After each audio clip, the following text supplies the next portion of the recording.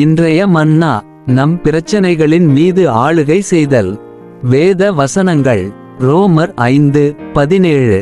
கிருபை மற்றும் நீதியாகிய ஈவின் பரிபூரணத்தை பெறுகிறவர்கள் இயேசு கிறிஸ்து என்னும் ஒருவர் மூலம் ஜீவனில் ஆளுகை செய்வார்கள்.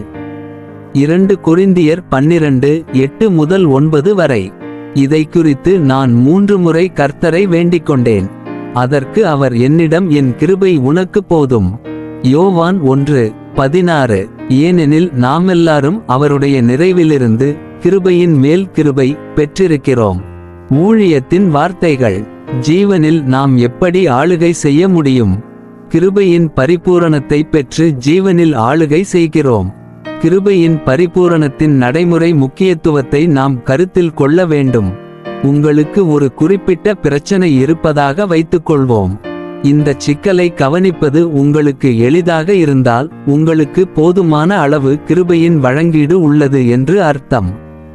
உங்கள் சூழ்நிலையை நீங்கள் தாங்க முடியாததாக கண்டால், உங்களுக்கு கிருபை பரிபூரணமாக இல்லை என்பதை இது நிரூபிக்கிறது.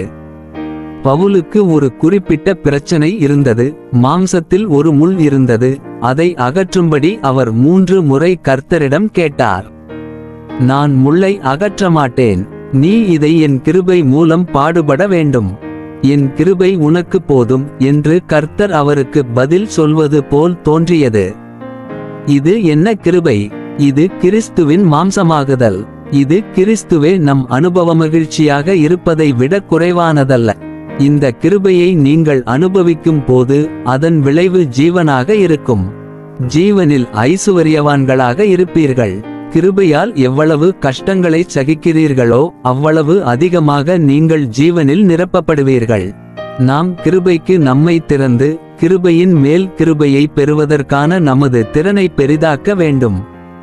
கிறிஸ்துவே கிருபையின் ஆதாரம் மற்றும் கிறிஸ்துவே கிருபை.